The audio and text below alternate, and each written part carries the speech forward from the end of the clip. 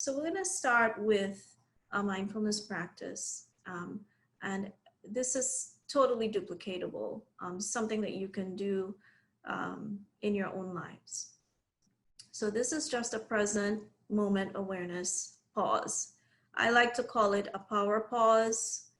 And we'll just do this for about 90 seconds. Now we're going to have 3 other sessions. We'll do this every time. This first time I'll guide you through, and then the next time we do it, we'll just kind of do it in silence at the end of the session. We'll do the same practice at the end. So just find a comfortable position. If you're sitting, great. If you're standing, great. Just making sure your limbs are uncrossed. There's no tension in your shoulders. And just letting go of anything that might be in your hands, and let your body come to some form of stillness and quiet. And you can either close your eyes or you can gaze downward.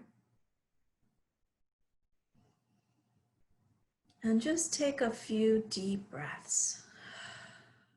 You can make a sound if you like to, as you breathe in and breathe out. So just allowing all of the activity of the day to just go into the background of your awareness. Bringing your attention to the soles of your feet and just feeling the bottom of your feet inside your shoes, or maybe they're touching the floor.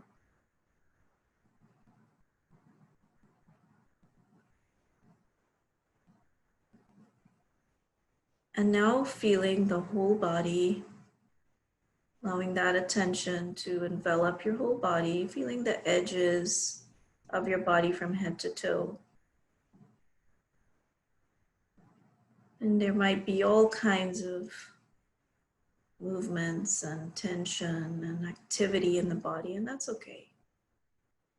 Just being aware of it, being curious, noticing what's here.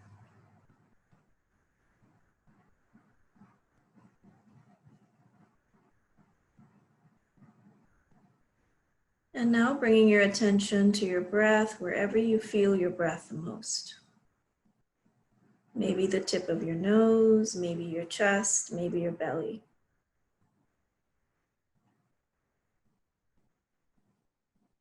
And so wherever you find your breath, just follow a few breaths here. And if you notice that your mind is getting caught up with something else, there's stuff to do, there's sounds, there's activity, just know that this is normal. The mind's attention will get pulled again and again.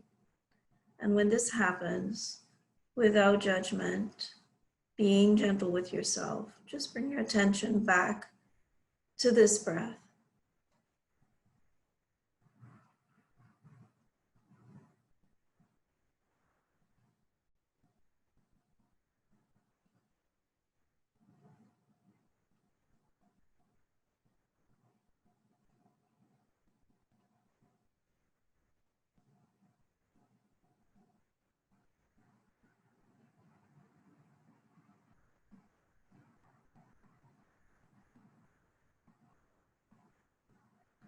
And as we bring this power pause to a close, taking a deep breath,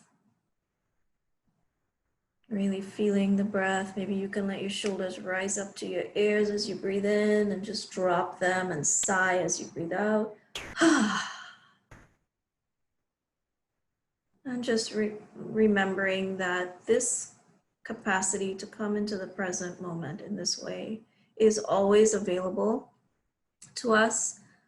And before we jump back into the MO of how we usually are when we're not present, just noticing what's showing up for you in your heart space. And if you could share that in the chat, where are you right now? What's happening in your heart and mind right now? What are you feeling? What are you sensing in your body as we transition out of the practice and back into the session?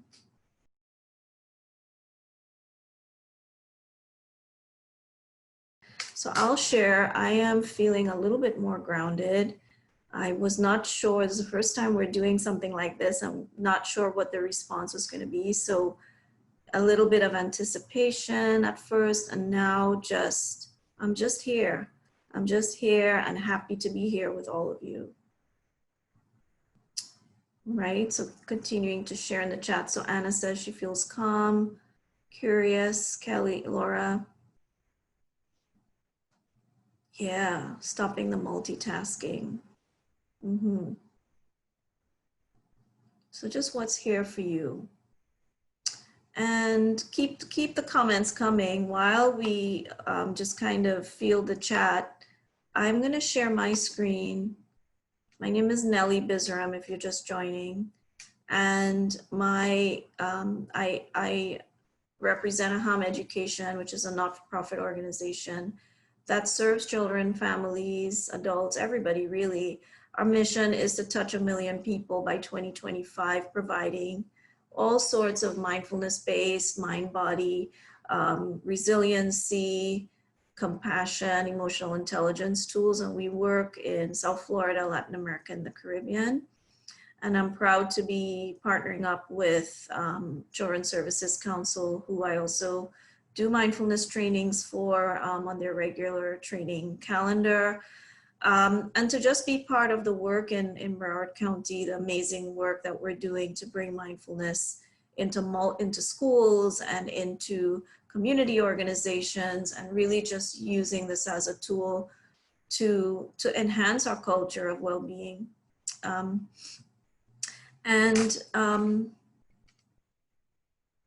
Yeah, and so I have this image here, right?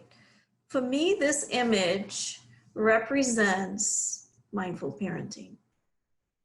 And I'll tell you why. It's because, you know, you got the washing machine with the clothes hanging out. There's clearly a to-do list there. The computer is on there. Maybe mom is working or in school. And yet there's this ability to be present, right? So what strikes you as you look at this image? What strikes you? What do you relate to in this image about being a parent? And what for you, just what shows up for you in general around being a parent as you look at this image? Does it resonate with you? Does it not resonate with you? If it resonates with you, what is it about this image that resonates with you?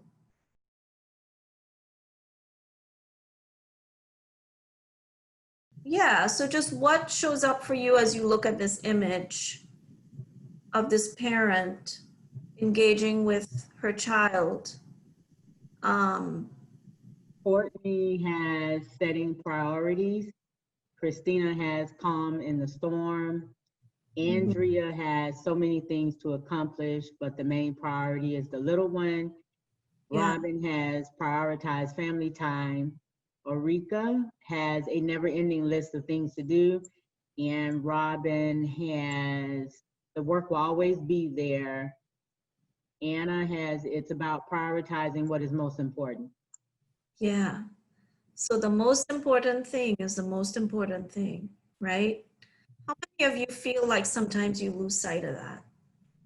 I certainly do, right? I get caught up in, my kids are 2 teen boys, and right now one is a senior, and there are times when I feel really pressured to between going through the process of college applications and all of that, or just taking care of the house, or trying to be a good mom, but also wanting to take care of myself. Like, it just feels like so much and it's so overwhelming. And I would say there are many days of the week that I just feel like I'm a bad parent. Like, I know I'm not a bad parent, but I feel that way sometimes. And it's because it's a challenge to juggle it all, right? And sometimes forget what the most important thing is when everything seems to be just as important or just as, you know, demanding our time. So thank you for sharing your responses.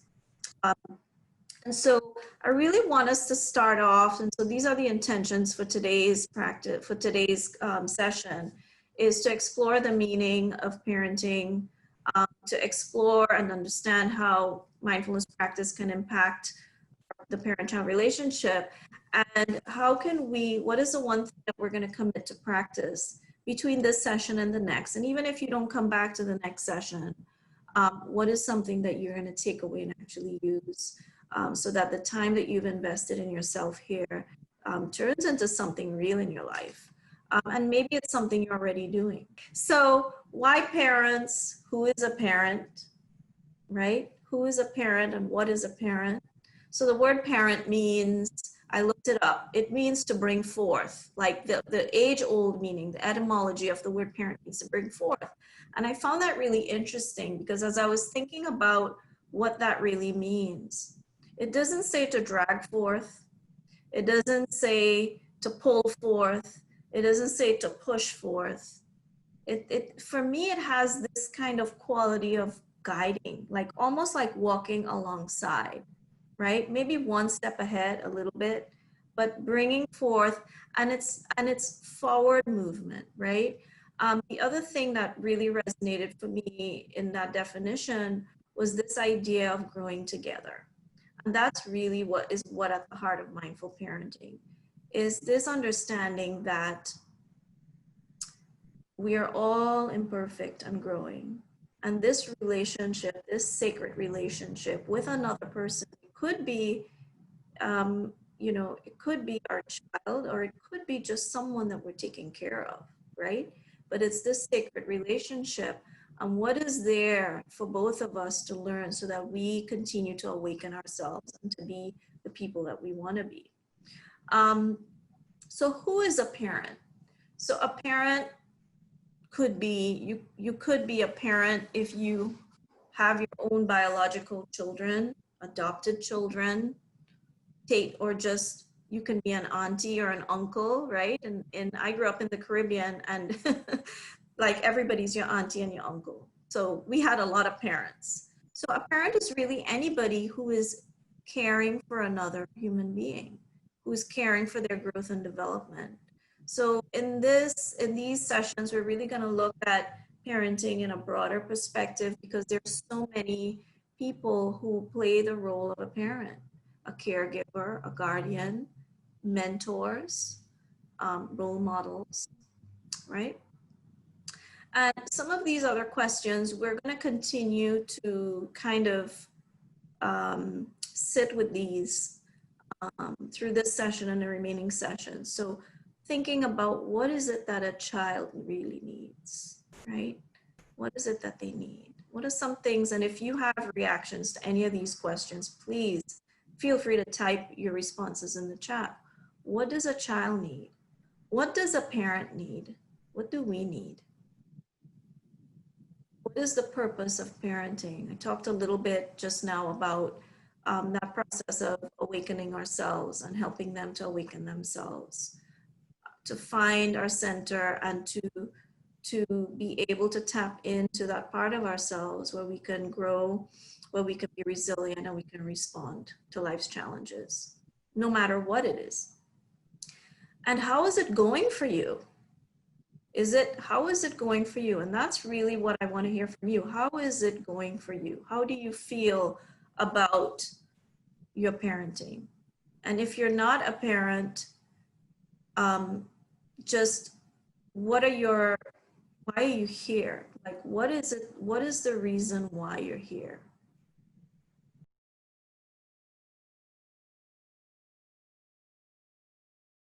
And any of you can either unmute yourself and share, or you can type your response in the chat.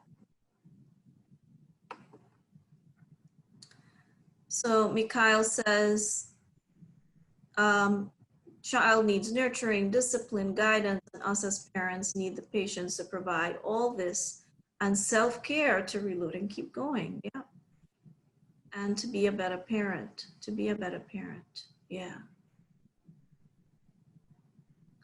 Courtney says to pass along info and guidance to the parents I work with. Yeah, definitely. So for me, like I mentioned in the beginning, I have good days and bad days. But I am learning that it is okay to be vulnerable with my children. In fact, when I am vulnerable, it actually helps, because then they see it that I'm a human being, and we can have a conversation about what it means to be human. And that's more real for them than trying to be perfect or trying to cover up when I make a mistake. It creates more space for authentic connection. So we're gonna move to the next slide, and we're actually gonna go a little bit more into what is mindfulness, and how we can use this approach, this way of being, because that's really what it is. It's a way of being, and apply it to our role as parents. So just in the chat again, and Andrea says, I feel like I can do better with my expectations, patience levels, and lean in. It's hard right now as a parent with all the unknown, absolutely, to remain optimistic but realistic and embrace the changes that I don't understand. I don't feel good about parenting right now. I'm right there with you, Jennifer. Yep, I can totally relate to that. I think a lot of us can relate to that. I'm here because I have special needs children and a special needs husband, and I find myself losing sight of critical parenting skills in the monotony of working full time. Yeah, before you know it, the day is gone.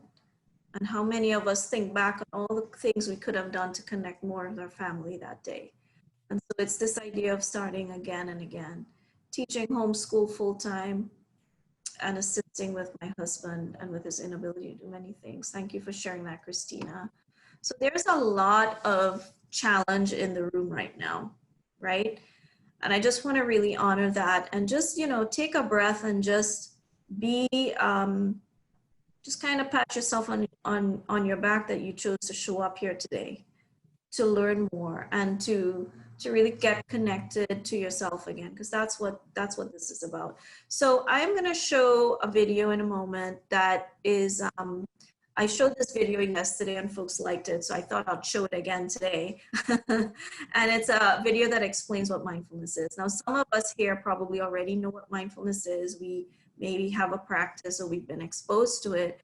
So what I invite you to do is to just have a beginner's mind, right? And just see if we can see this again differently for the first time.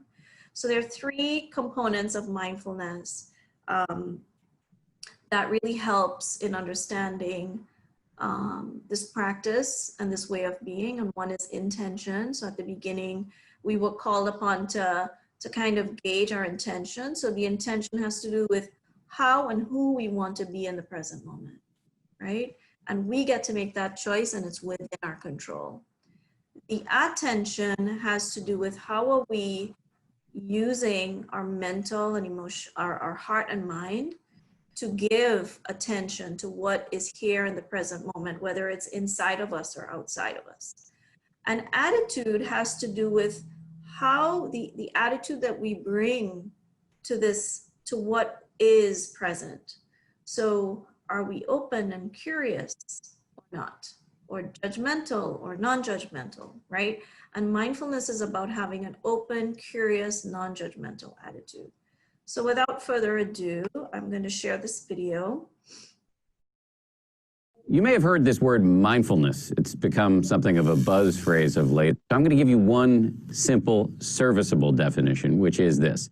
Mindfulness is the ability to know what's happening in your head at any given moment without getting carried away by it. Imagine how useful this could be. Just as an example, you're driving down the road and somebody cuts you off in traffic. How do you normally react? I think most of us, we normally react by having a thought, which is, I'm pissed. And then what happens next? You immediately, habitually, reflexively inhabit that thought. You actually become pissed. There's no buffer between the stimulus and your reaction. With just a little bit of mindfulness, in that same situation, you might notice my chest is buzzing, my ears are turning red, I'm having a starburst of self-righteous thoughts, I'm getting angry. But you don't necessarily have to act on it and chase that person down the road, screaming at them with your kids in the back of the car thinking you've gone nuts. Now, you might be thinking, don't I need to get angry sometimes? Aren't I justified? I would say yes, but probably not as much as you think. The proposition here is not that you should be rendered by mindfulness into some lifeless, non-judgmental blob. The proposition is that you should learn how to respond wisely to things that happen to you rather than just reacting blindly. And that, my friends, is a superpower. How do you get it? The way to get it is through meditation. I believe that meditation and mindfulness are the next big public health revolution. In the 1940s, if you told somebody you were going running, they would have said, "Who's chasing you?" But then what happened next? The scientists swooped in, they showed that physical exercise is really good for you, and now all of us do it, and if we don't, we feel guilty about it. And that's where I think we're headed with mindfulness and meditation. It's going to join the pantheon of no-brainers like brushing your teeth, eating well, and taking the meds your doctor prescribes for you. Let me just close by saying, mindfulness is not going to solve all of your problems. It's not going to render your life a nonstop parade of unicorns and rainbows. Nonetheless, this is a superpower and one that is accessible by you immediately. So, what reactions do you have to that video?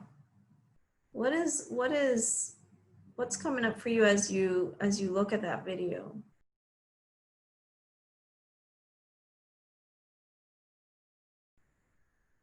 Anything? You can share in the chat, or you can just unmute yourself and speak. Absolute truth, says Mikhail. I need to develop my practice more, says Andrea. Yeah. So we're going to do a practice now. So we got a little bit of a teaser. If you probably were not exposed to mindfulness before, didn't have a clear definition in your mind. And now we're going to practice. And what I invite you to do is to notice, remember those three things that I mentioned. Your attention, I'm going to be guiding your attention. I'm going to be guiding your attitude a little bit to come back to that open, curious attitude. And just watch your intention and watch your mind, how it just be curious like a scientist, okay? Because we tend to sit a lot these days, we're going to do this standing up. So I'm going to invite you now, if you want to sit and do this in your chair, that's fine too. But we're going to incorporate a little bit of movement. So we're going to do a little bit of movement at first, and then we're going to pause at the end, okay? So as long as you can see me, that's fine. So just coming to a standing posture where your feet are comfortable, maybe about hip width distance apart, and just feel your feet. Feel the weight of your body as you stand. And just allowing your hands to dangle at your side, so just not holding anything, just free of any objects. And notice how the body is right now. Maybe there is some tension in different places, just scanning your body and becoming fully present with the interior of your body.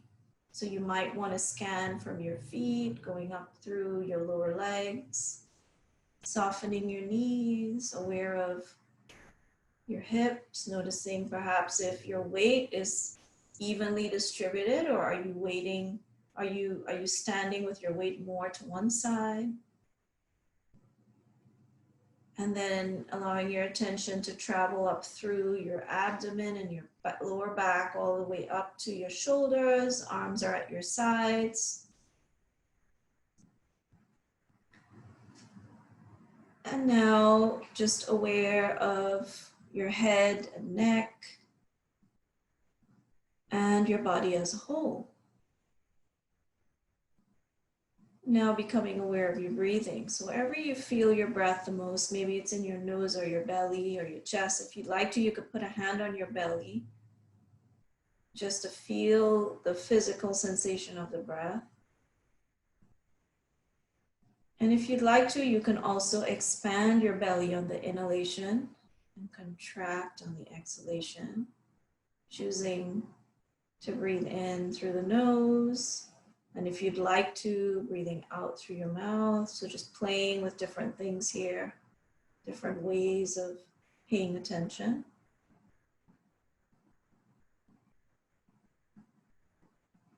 And now we're going to incorporate just a few movements. So the next time you breathe in, just let your arms come up over your heads and just stretch.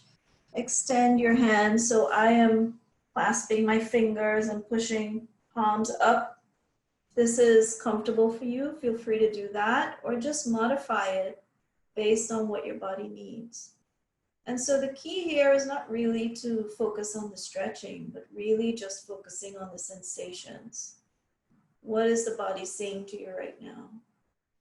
And then on an exhalation in slow motion, just really slowly lowering the arms down and noticing how that feels. On the next in-breath, let your arms float up to your sides and extend on either side of your body like a T. And just let them hang here. Let your shoulders be without unnecessary effort, unnecessary resistance, just softening them. And allowing your breath to flow all the way into any areas where you feel the body activated. So maybe the arms, the fingers, the shoulders. Allowing your breath to flow freely. And then on an exhalation, very slowly lowering your arms, being curious. Noticing with the mind wanders, bringing the attention back to the breath and to the sensations in the body. Inhaling, bringing your shoulders up to your ears and just squeezing here and holding for a moment. And then exhaling through your mouth and dropping your shoulders. Inhaling. We'll do this 2 more times. And then exhaling. 1 more time. So just the 3rd time, if you'd like to, you can clench your fists and really tighten the muscles in your arms. And just hold your breath here and then release, exhale, drop, sigh. And so now you can either choose to remain standing or you can take your seat again, and we're going to continue the awareness exercise. And so either choosing to close your eyes, or if they're open and that's more comfortable, that's totally fine. Just lower your gaze so that there is a lower and soften your gaze if choosing to keep your eyes open. And as we did at the beginning of the session, beginning to just gather your attention at the soles of your feet.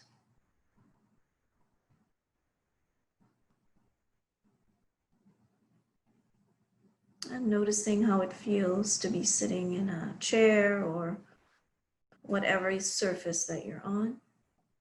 Noticing the points where the weight of the body is felt.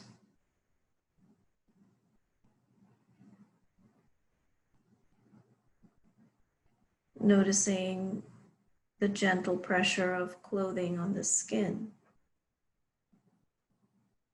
Or maybe the temperature of the air around your face and hands.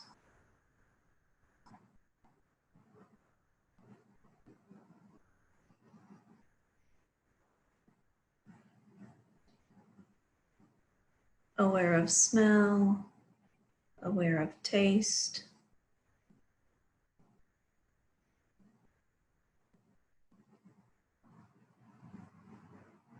Aware of the breath now.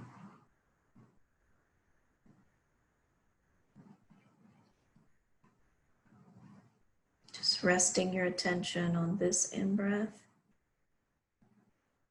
Nowhere to go, nothing to do, nothing to achieve, just noticing the breath just as it is.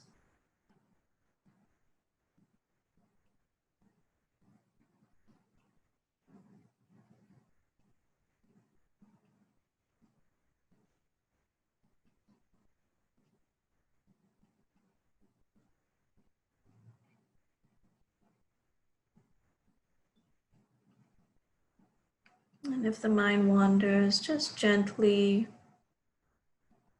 without judging yourself, bringing your attention back when you notice this happening.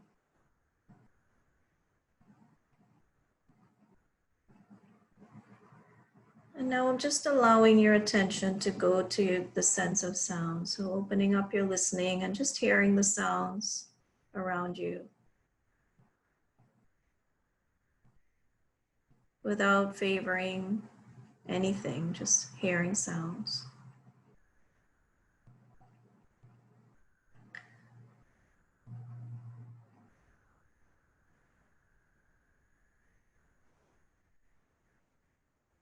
And now allow your listening to run out to the furthest sound.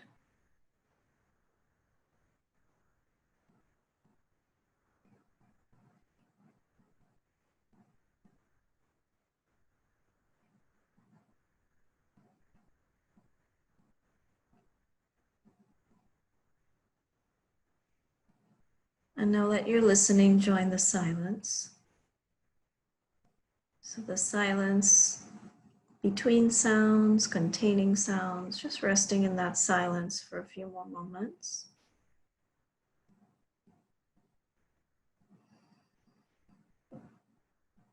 This is your awareness.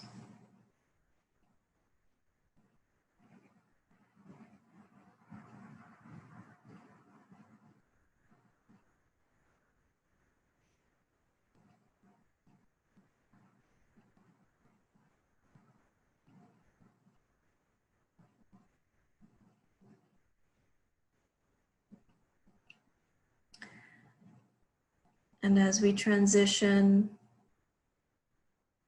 just a thought that the practice of being present and aware really never ends.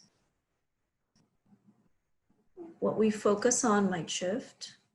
We might transition now into focusing on this presentation or whatever is in front of us, but the quality of awareness, we can come back to this quality of awareness again and again whenever we want to. And so just if whatever is showing up for you now as we transition, if you like to, you can open your eyes if they were closed and maybe create a little movement in the body to let it know that we're coming back to our session. And if you'd like to put your video on, that would be fantastic. I'd love to see some faces. And seeing some comments coming in. So really want you to be invite you to be grounded in what is present for you now. So let's try our best to just not yet go into analyzing what we experience and just stay with the experience. So what showed up for you? The good, the bad, and the ugly.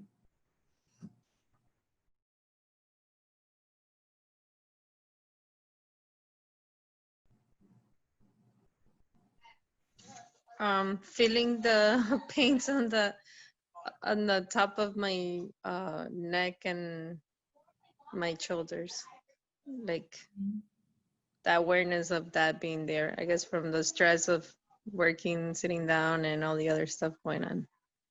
So just feeling it. It was kind of like numbed out. Thanks, Andrea. Yeah. Feeling that. I definitely always feel it in my shoulders. What else is here? What else are we noticing?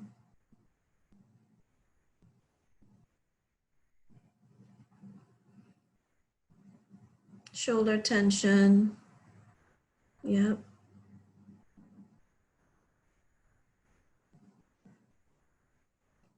Did anyone notice a lot of mind wandering? Took a while to center. Yes, quiet room with noise. Tingling sensations. Yeah. Anyone feel anxious or bored? What's happening here? I got stuff to do. Did it feel strange to stop and do nothing? So Jennifer's like, nope, I'm totally fine stopping. Yeah, the mind wanders and we have to keep bringing ourselves back. I have keep the comments coming. I'm going to share my screen because I have a little graphic that I think might resonate with some of you. So the autopilot, right? How many of you feel like your mind was doing what this image here on the left is representing, with all the little bubbles around it? Anybody notice that? You can raise your hand or you can give me a reaction with one of the icons. Anybody notice that happening for them? Yeah. Mind wandering. Need this to have self-care. Yeah. Okay. So this is normal. This is normal. This is, so two people have their hands raised. Christina, go ahead. Yes, I do. I have a hard time just stopping, especially in the evening, how to just turn off this. With everything going on, just the everyday of the next day, just preparing for the next day. That's all I'm always about, just preparing for the next day and the next day, what is going to happen next week. I need to get this done. I need to get that done. And it's just, sometimes it's overwhelming, especially at night when you're trying to go to sleep to start the next day. Yeah. What was it like for you to have this, to just this moment and do the exercise? It's kind of hard when you have a 3-year-old running around and dogs running around.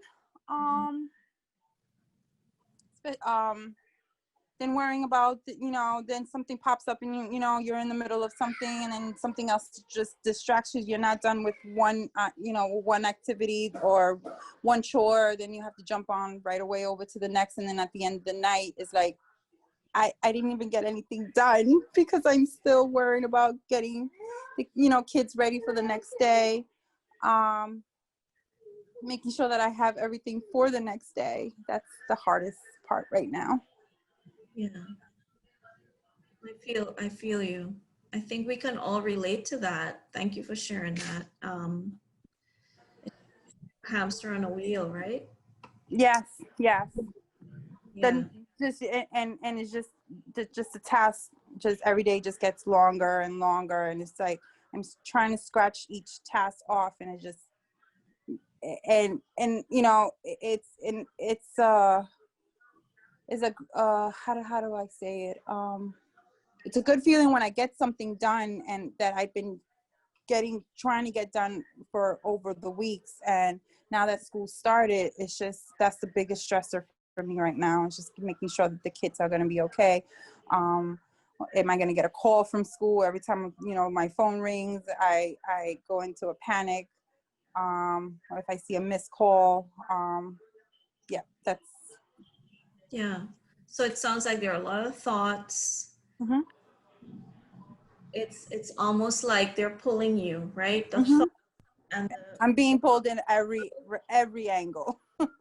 it's pulling you, and it's kind of like what happens when we are constantly, that's, the thoughts are going to be there. So mindfulness is recognizing, first seeing what you just described. So that's huge, to be able to articulate that and to be aware of it. And so what the practice can help us to do over time, we're not going to change the thoughts from coming in. It's not about pushing them away either.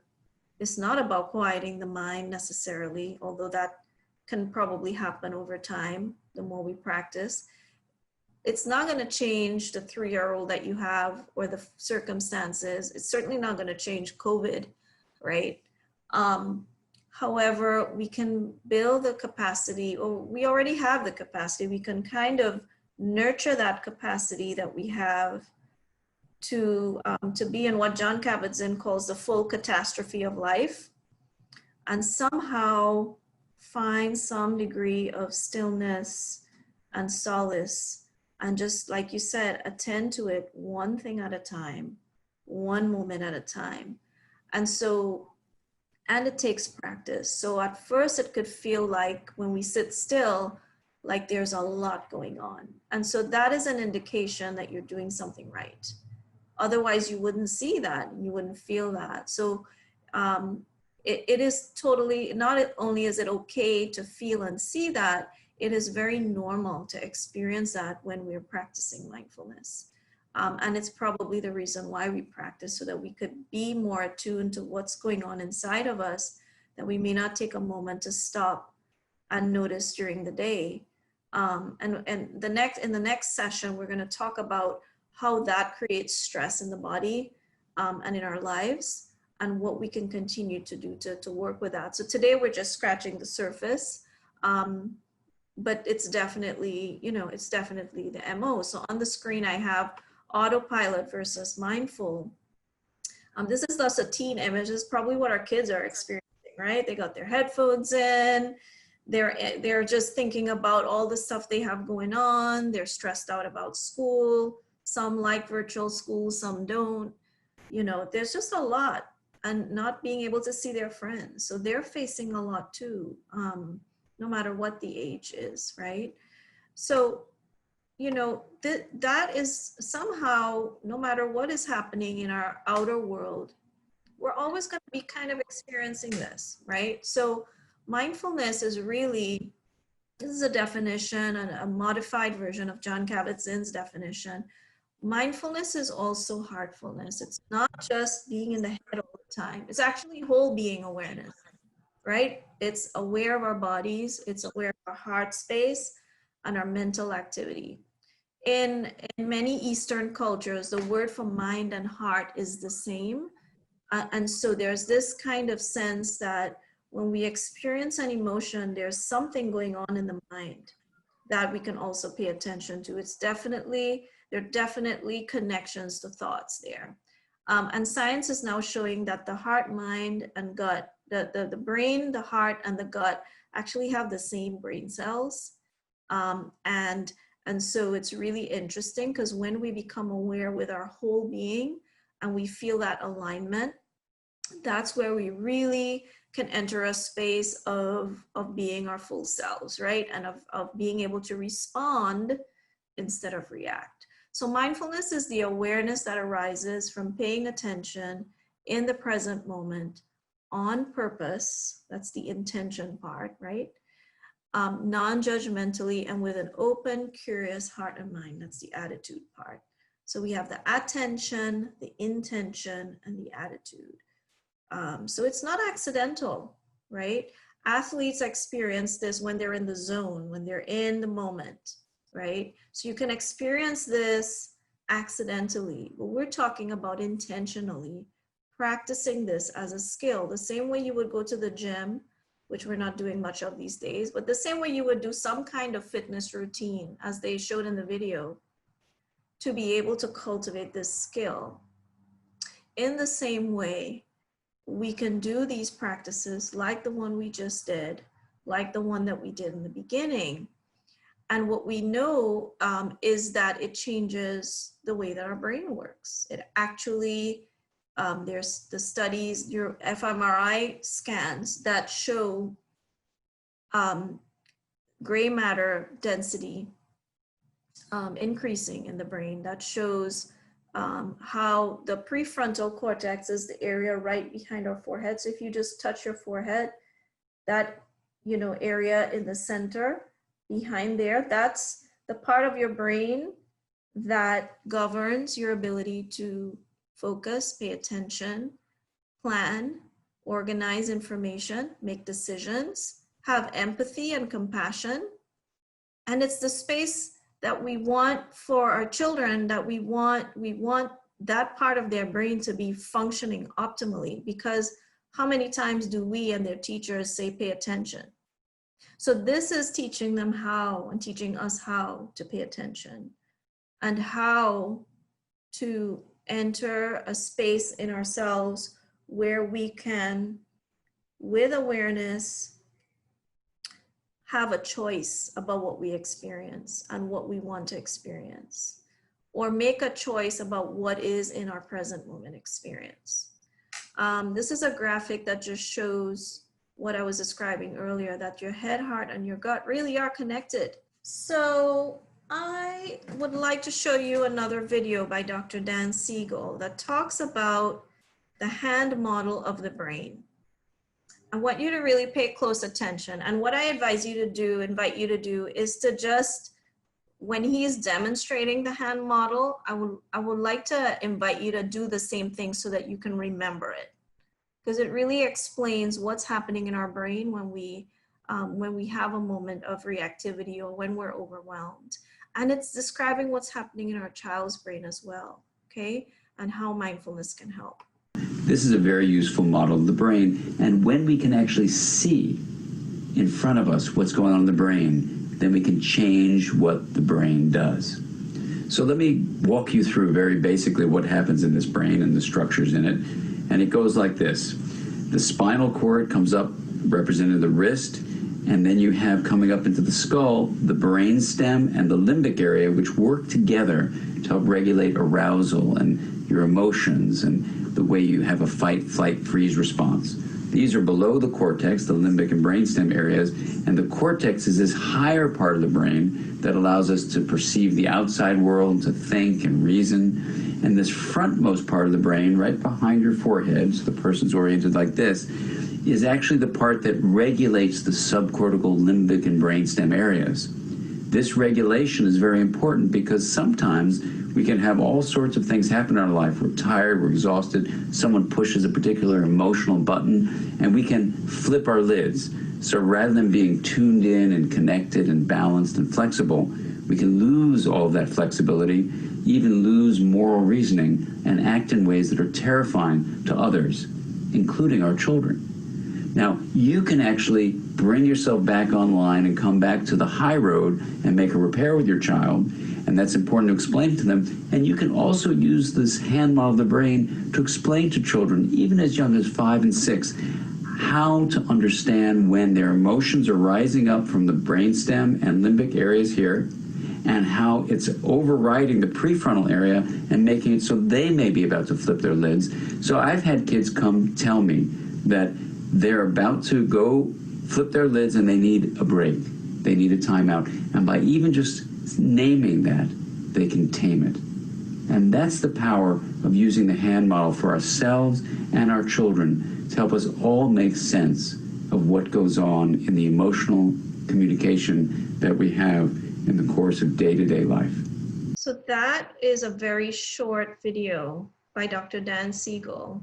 And I highly recommend, if you like to read about this, would like to read more about the brain science of working with children, with teens, he has several books. The one for teens is called Brainstorm. There's another one that's called Whole Child Parenting. He has a few books that are out that talk more about mindfulness and how it impacts the brain. The most recent one is called Aware. And one is called Mindsight. He's written so many books and he's all over YouTube. So you can find Dr. Dan Siegel. I'll type his name in here, and I am a fan. And he's been to South Florida a couple times as well, talking about these ideas and how we can use mindfulness to really bring our thinking brain back online. So that naming it to tame it is one way. So if I feel something, which is why after we did the practice, I asked to share, what did you notice? Naming it can also help to tame it, because the minute we name it, our thinking brain comes back online, right? And the more our thinking brain comes back online intentionally, the more we do that throughout the day, we're building that brain muscle. The other thing that helps to bring our thinking brain back online is mindfulness. Because when we become aware, even if we're not saying it out loud, we're noticing and naming everything that's in our experience. So we might be scanning the body and we notice in the shoulders, oh, shoulders tense. Thinking brain comes back online. So it doesn't mean that you have to get calm before your thinking brain comes back online or before you're able to get to a space of being able to function. Just the act of being aware gives us access to the ability to then calm ourselves down with time. It doesn't always happen immediately. when in the case of people, of those of us, we've all experienced some form of trauma, some more than others. For post-traumatic stress disorder or intense trauma, these practices do work. However, there are modifications. We tend to use shorter practices. There are a whole range of modifications just to ensure that we stay within a zone of safety. That's a simplified explanation. And so these practices can help all of us, whether we are, you know, just using the practice for self-care and just to kind of have good health and wellness practice, or whether we're using this in a more therapeutic setting or as part of our mental health plan. There's so many applications of mindfulness. We're just scratching the surface and looking at it through the lens of a parent. Anything else coming up for anyone around the video? Anything that struck you as you were learning about the hand model of the brain?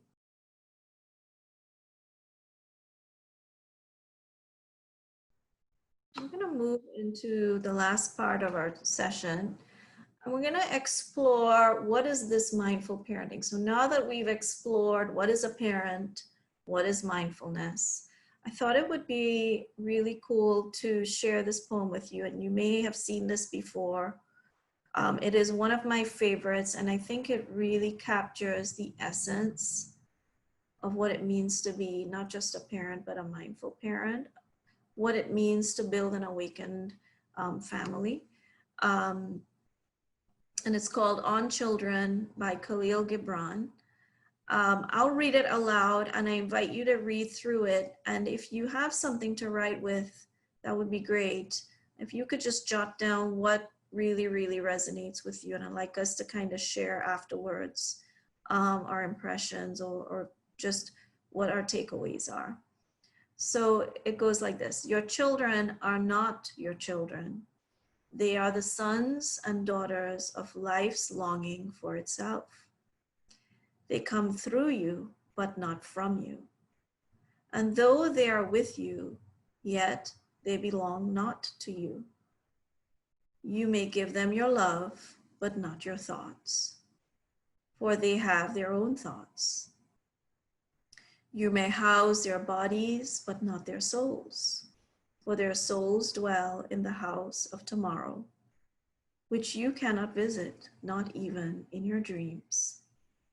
You may strive to be like them, but seek not to make them like you, for life goes not backward, nor tarries with yesterday. You are the bows from which your children, as living arrows, are sent forth. The archer sees the mark upon the path of the infinite, and he bends you with his might, that his arrows may go swift and far. Let your bending in the archer's hand be for gladness, for even as he loves the arrow that flies, so he loves also the bow that is stable. So there's a lot there to unpack. I'm going to keep this up on the screen.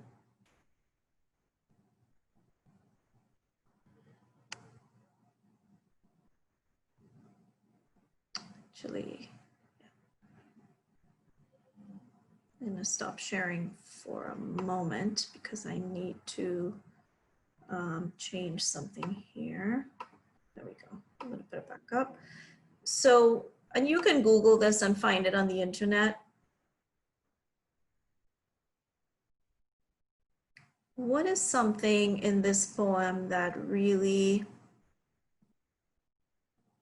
just touched your heart? Something that really touched your heart when you read it, either because it resonated or it's something you know on a deep level and you wish you would do more of, or you never quite saw it that way before.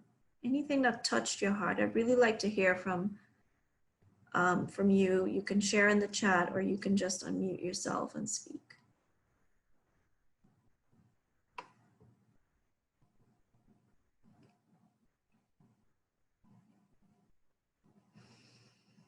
And so while we wait for folks to respond, oh, here we go. You are the bows from which your children as living are sent forth. A beautiful way to say we are guiding them to independence. Yeah. Children are not your children. Yeah, we feel like they belong to us, don't we? They almost feel like our property, right? Strive to be like them. This idea that we can learn from them, really beautiful. Hello. Go ahead. Yeah. Yeah, no, to me, what it strikes me, the poem, and this is something that all parents, we all think our children belong to us and we're raising them for us, but in reality, we're not raising them for us. And the poem is very clear on that. We're just giving them shelter, and feeding them and just doing the best we can as parents, giving them an education, giving them the tools for the future. But in reality, they're going to become their own human being. That's how I interpret the poem. Yeah. And maybe they already were their own human beings from the moment they were born. Exactly. Or exactly, they already are who they are, and you can guide them, but you can't mold them into the person you want them to be, because they already are the person.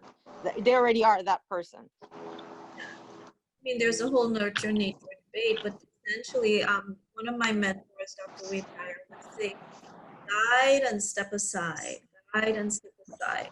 He wrote a beautiful book on parenting called What Do We Really Want for Our Children? I highly recommend it. We're here to guide them through this life, and they will need their own experiences. Absolutely. Yeah. Hi, it's Emily. Go ahead. Hello. Oh, Yeah, hi. So based on what the last speaker just said, and not speaker, but the last person within the class with me just said, and since you were the speaker, and also based on the biblical aspects of it, that we are the custodians, we are the guardians to the children, because they come through us, but they're not really ours. We are the guardians. So, and as she just said, we're supposed to we raise them the way they're supposed to be, and they're not. We cannot raise them for us, because we got to raise them to fit into society. We got to raise them to be a productive citizen. We got to raise them that when they meet other people, they know how to socialize, how to behave, that there are certain expected behaviors. So we can't raise our children for us, because if that's the case, we would definitely have problems. And I think that's one of our major problems as parents. We raise our kids for us, and not thinking that they have to be a more broader way of raising our kids so they can fit in. They can not just fit in, but when they go at some other homes, let's visit somebody's home, they know how to behave. They can't behave the same way they behave in their home to be in somebody else's home. Like if you custom jumping on your couch in your parents' home, you don't come out and jump on my couch. We could have a problem. So parents need to raise the kids that when they come out, they can function effectively in the community. Yeah. We're raising humans for the world. Thank you. And that Caribbean accent, I'm loving every minute of it. I'm Trinidadian. Yeah, so am I. Yes, I heard it. I know you heard it. So Laura wants to say something. And then I'll read the chats. Hi, yeah, the part that I think resonated for me is that it says, you may give them your love, but not your thoughts. And I think so many of us, in line with what the other two ladies were saying, is that, we may, sometimes we want to use our children as kind of like reflections of ourselves. And then we can put all of our ideas and aspirations and expectations on our children. Often what we weren't able to accomplish, we say, okay, let me put all of this on you. And I think that's really, a burden for children. And we have to recognize that our lives are our own lives, our thoughts are our own thoughts, and we have to let go to let our children blossom and be who they're going to become. Yeah. And we think we know, but someone here says, Mikhail says, for life goes not backward.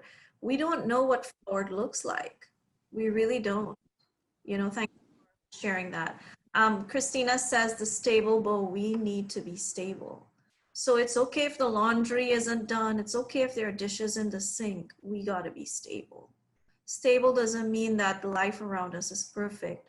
Stable means that we can stand still in the uncertainty and we can stand still in the imperfection.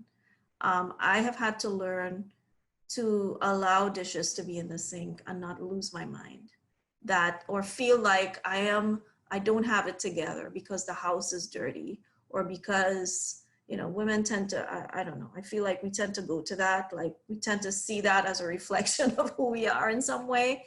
And it really isn't, because as long as we are stable and there for them, it goes back to that first image. The most important thing is the most important thing. Someone else said something about, you know, striving, there were a couple comments about striving to be like them, right? What is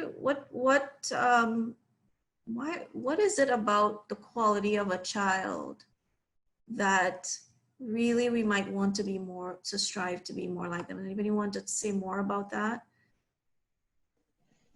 I wanted to share that to me what stuck out on the poem was that part where it says, for they have their own thoughts. Because a lot of times when I'm really listening to my children, and not just their words but their actions, I want to be more like them, because I realize as I become an adult, I lost a lot of that part of, you know, who I was as a child, which are so, you know, they're so pure, you know, even, you know, my kids are already like teenagers. And I'm talking about my teenager ones, not my adult one, because I have an adult one. Yeah. But when thinking about how my teenage kids, you know, talk and their actions, I'm like, wow, I wish I could be like that again. Because sometimes like we're so judgmental on other people and we criticize or we see the bad, but they tend to see more of the positive in things, and it kind of enlightens me, and I strive to be like that. You know, so sometimes we think that our kids are supposed to strive to be more like us, but we need to kind of sometimes step back and see the goodness in them that we could get from them. And that's what stuck out to me from that poem, and that's how I feel in my, you know, a lot, very often when I listen to them or see them in action. That's beautifully put. And that kind of segues into what I would like to share next. You said it enlightens you. Children, someone wrote that they're genuine, they're fun, they understand they understand the meaning of the word joy. They're joyful, and the younger they are, the more naturally present they are. So this goes back to mindfulness. We can actually learn mindfulness just from looking at young children, especially. They live in the moment. There's this innocence and this real connection to just life itself and to just what's here. They're not worrying about the bills. They're not worrying about yesterday. When they're sad, they're totally sad. When they're happy, they're totally happy.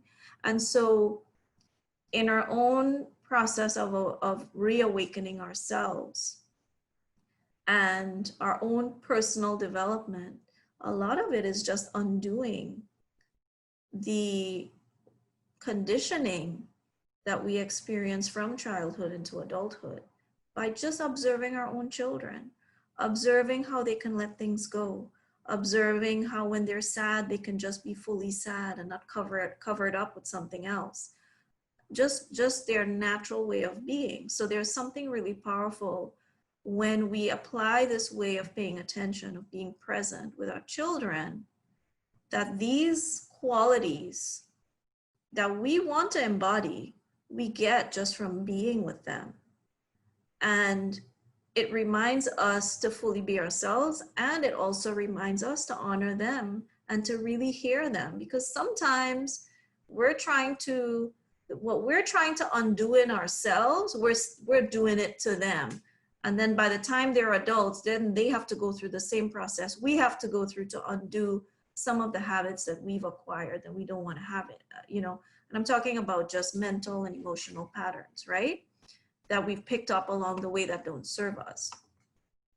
So thank you all for sharing all of those comments, really. And I hope you can see this slide clearly because the font is a little bit light. But the mindful parent, and we're going to explore this further in the next 3 sessions. There are a few elements, and this is kind of an adaptation. There's a book called Mindful Discipline.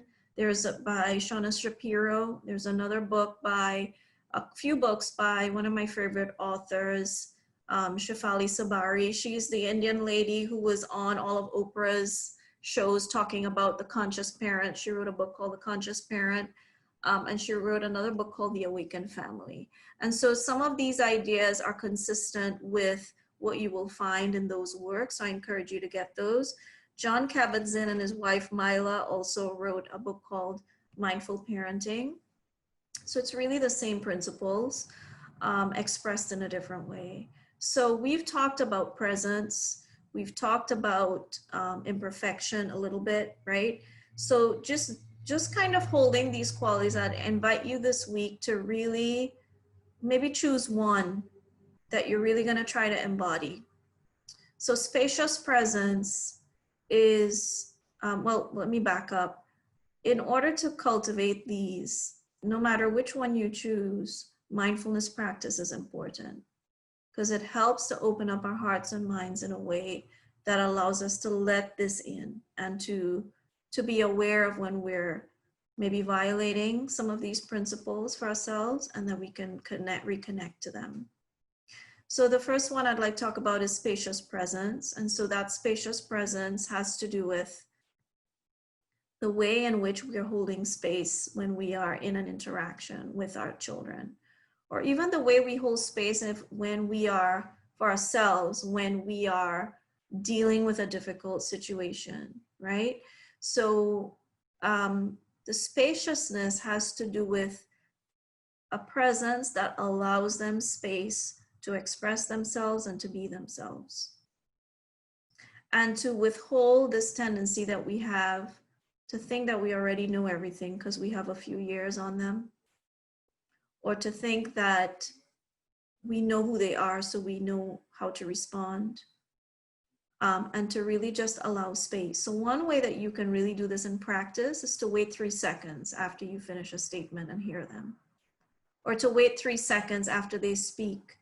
See what's coming up for you and just ask yourself, you know, is this really serving me and my child, or is this just another way for me to grab onto control or to not deal with the pain that I feel because I see them in pain? Or whatever it is. The second one is unconditional love, and I think we all can have that, but you know, it's natural. But unconditional love means no matter what disguise you're showing up with today, no matter what is happening in this moment, I will always be there. I will be there even when I'm upset with you. I will be there even when I admire you. And you don't have to do anything special to get my love. And so really just sitting with that. The other one is modeling by example. So we don't teach our children with words, right? This came up in the poem, right? We model based on who we are. So when we are showing up vulnerable in a vulnerable way, we're showing up with full presence, we're showing up understanding that we have flaws, right? So we're kind of touching on the idea of imperfection as well. What happens is that authenticity factor increases. And children are nothing if they don't tell you exactly what they think and feel, right? they will see you from a mile away if you're disguising. They can sense it, they can smell it. And so that opens up the possibility of them being honest with you about who they really are and what they're really feeling. And it also invites them to be authentic themselves, because then what we're saying to them is it's okay to be who you are. You don't have to be somebody else. Embracing imperfection is something that is not really common in our culture, and is something that I think is becoming an idea that people are embracing more. If you're into Brené Brown, she talks a lot about vulnerability. She has an amazing Netflix special that came out a year or so ago. And she also has a famous YouTube video, that a TED Talk that went viral on vulnerability. I highly recommend if you're interested in kind of exploring that. So you can substitute imperfection, well, not substitute, but vulnerability kind of goes with that idea of imperfection and embracing imperfection and what it means to be human, and that's a beautiful thing. Because if we were all perfect, we would all be the same and life would just be boring, right? And then conscious discipline.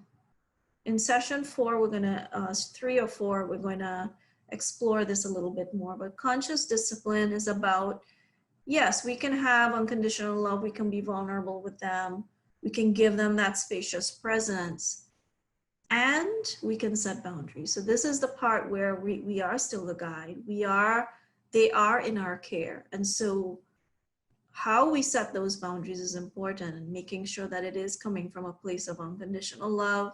It is coming from a place of understanding that they are whole and complete already. They're not here to be fixed. They are already whole and complete. What they need is guidance. And so just sitting with that, what does that mean? What does that mean from moment to moment? It means that it might change, right? The principles don't change, but how that manifests from moment to moment can change. Does anybody want to share any examples, or maybe share which one you're going to hold on to for the coming week? Or try to kind of embody a little bit more?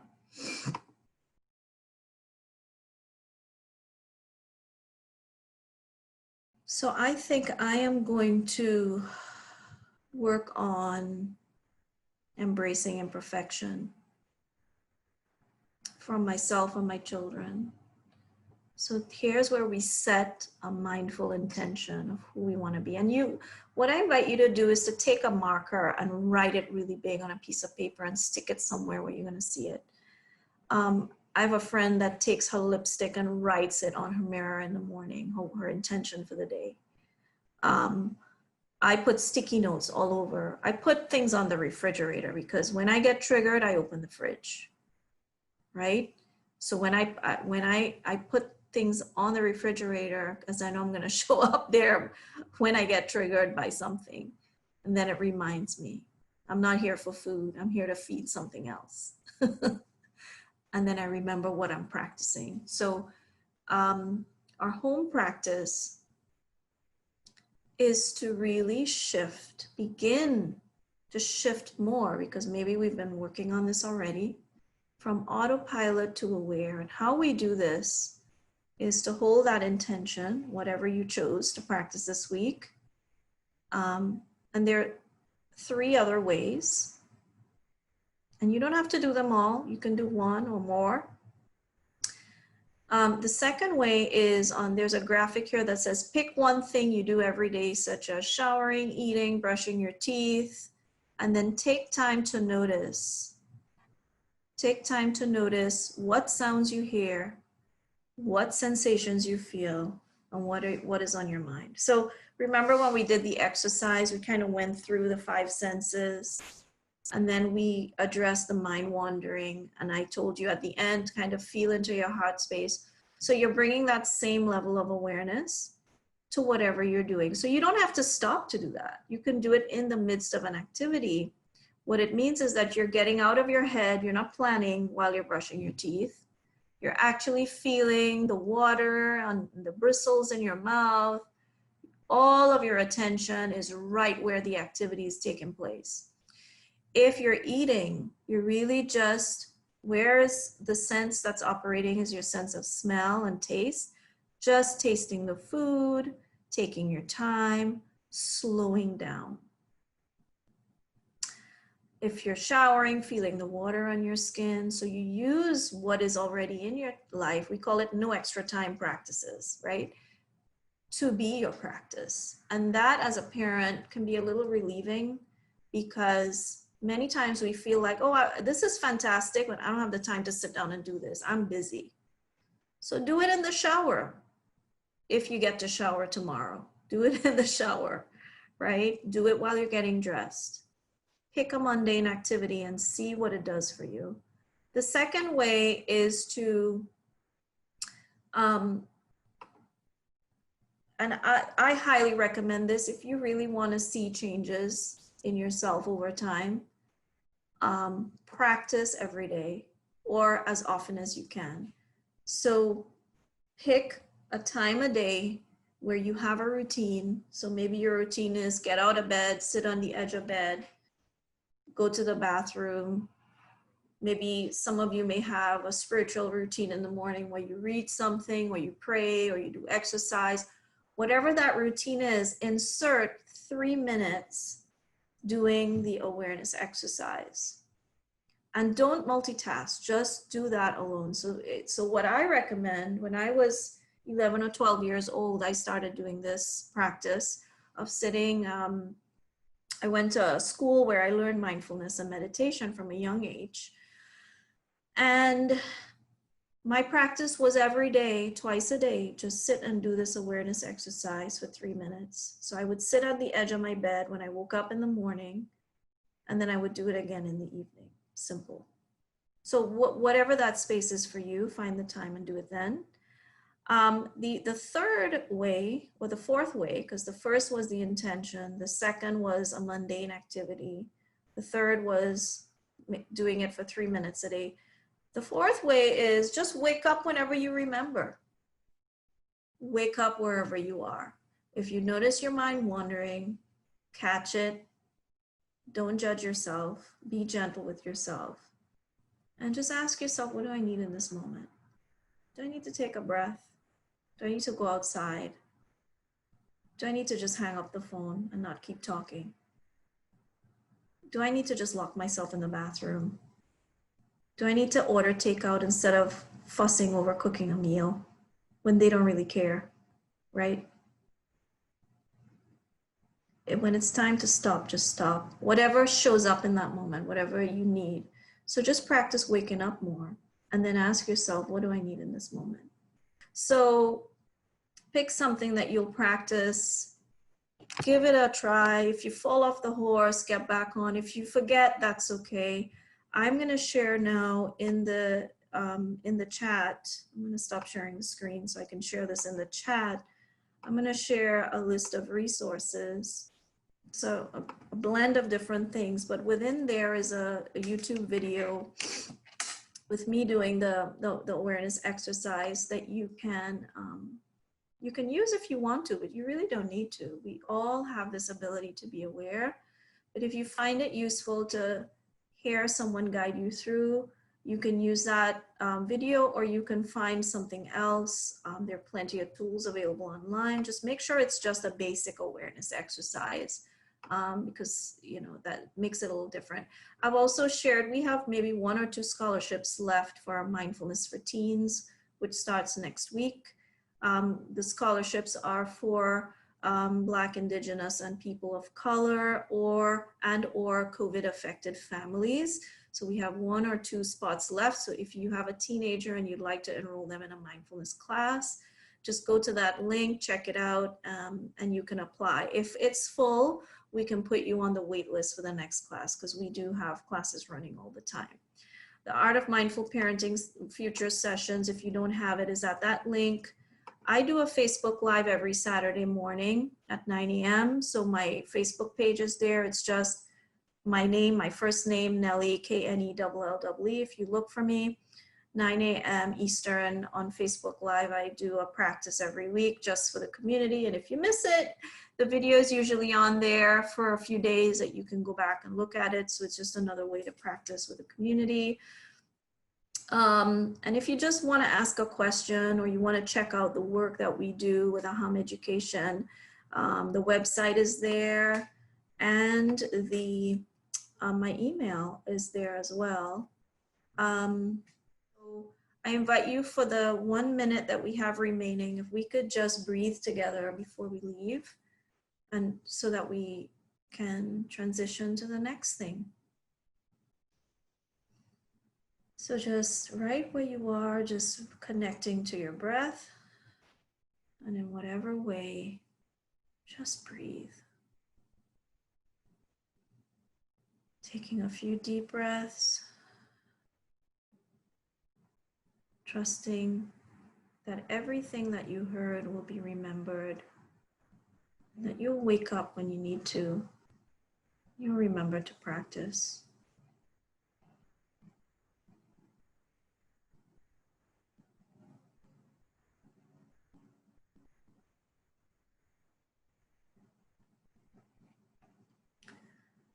And on that note, thanking you so much for your attention